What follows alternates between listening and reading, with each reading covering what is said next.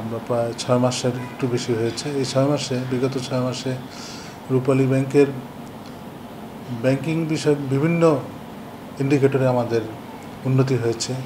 যেমন প্রথমত আমরা এই বছরই আমানত ৭৮,০০০ কোটি টাকার মাইলফলক স্পর্শ করেছি, যেটা 2024-এর ডিসেম্বরে ৬৭,০০০ কোটি টাকা ছিল, সেখান থেকে আমরা 11,০০০ কোটি টাকা বৃদ্ধি করতে পেরেছি। তারপর আমাদের যেটা খেলাপি ঋণ, আমরা ব্যাংকিং সেক্টরে খেলাপি ঋণ বৃদ্ধি পাচ্ছে। তো সেই ক্ষেত্রে আমরা আমাদের বছরের প্রথমেই যেটা ছিল যে খেলাপি ঋণ আদায় কার্যক্রম শক্তিশালীকরণ এবং দ্রুতকরণ, আমরা অন্যান্য রাষ্ট্রায়ত্ত ব্যাংকের তুলনায় খেলাপি ঋণ আদায় করতে পেরেছি বেশি। আমাদের খেলাপি ঋণ প্রায় ৬০০ কোটি টাকার মতো আমরা আদায় করতে পেরেছি এই বিগত 6 মাসে। তারপর আমানতের ক্ষেত্রে আমরা যে লো কস্ট আমানত সংগ্রহ করা, সেটা আমরা বৃদ্ধি করতে পেরেছি। প্রায় 60 যে আমানত সংগ্রহ হয়েছে 11,০০০ কোটি টাকা নতুন, সে প্রায় 60%ই লো কস্ট। এবং হিসাব খোলা, আমরা বিগত 6 মাসে 3 লক্ষের অধিক হিসাব খুলতে পেরেছি।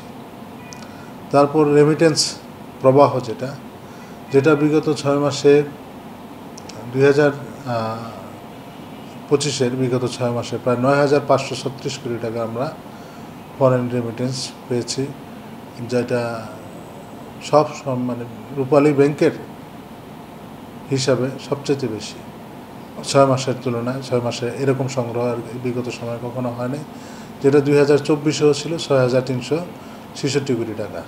সেখান থেকে আমরা প্রায় 236% বেশি করেছি, বেশি রেমিটেন্স আমরা এনেছি। আমরা এছাড়াও আমাদের যে রেগুলেটরি একটা বিষয় রয়েছে, পেইড আপ ক্যাপিটাল বৃদ্ধি, আমরা আমাদের 680 কোটি টাকার একটা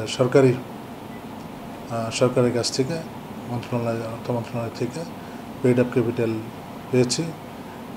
সেটা আমাদের পেইড আপ ক্যাপিটালের সাথে এক্সিস্টিং যে পেইড আপ ক্যাপিটাল তার সাথে সংযুক্ত হবে। আমাদের পেইড আপ ক্যাপিটাল যেটা 487 কোটি টাকা, সেটা থেকে আমরা এখন 1165 কোটি টাকা হবে। এটা আপনাদের কি মূলধন ঘাটতির রূপালী ব্যাংকের কি আছে? মূলধন ঘাটতি রূপালী ব্যাংকের আছে, কিন্তু সেটা আমরা ঘাটতি হ্রাস করতে পেরেছি সরকারের এটা পাওয়াতে। মানে কতটুকু এখন গ্যাপ কত আছে আপনাদের? কত বছর লাগবে, বা আপনাদের কোনো বিজনেস প্ল্যান সরকারকে তো দিতে হয়েছে?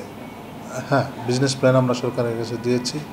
এটা যেহেতু অনেক ঘাটতি আছে আমাদের, যেহেতু এর আবার ক্লাসিফাইড লোনও বৃদ্ধি পাচ্ছে, ক্লাসিফাইড মূলত এই মূলধন ঘাটতি সেটা শ্রেণীকৃত ঋণ ওয়েটেড অ্যাসেট, যেহেতু রিস্ক ওয়েটেড অ্যাসেট বৃদ্ধি পাচ্ছে, তো শ্রেণীকৃত ঋণ আদায়ের মাধ্যমে এটা সব প্রধান হাতিয়ার, যেটা শ্রেণীকৃত ঋণ আদায়, তার মাধ্যমে সেটা হবে। এবং শ্রেণীকৃত ঋণ আদায়ের জন্য আমরা বিভিন্ন কৌশলই রয়েছে আমাদের। আমরা তো বছরের প্রথমে ঋণ আদায় বর্ষ ঘোষণা করেছি।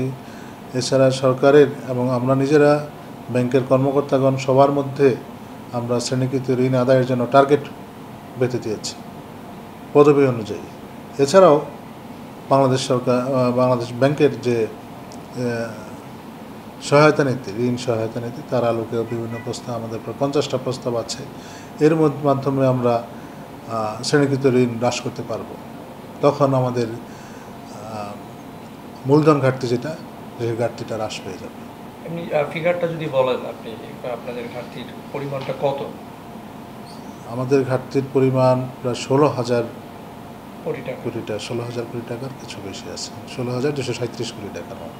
আচ্ছা ভাই, আরেকটা এই বিষয় হলো আপনার এডি রেশিওটা কীরকম? আপনার তো ব্যাংকের মূল কাজ তো ব্যবসা করা, সেইখানে আপনাদের ধরেন ডিপোজিট পেয়েছেন, কিন্তু আপনার লেন্ডিংয়ের কী অবস্থা?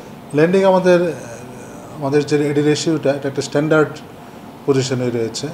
আমাদের এডি রেশিও 74%।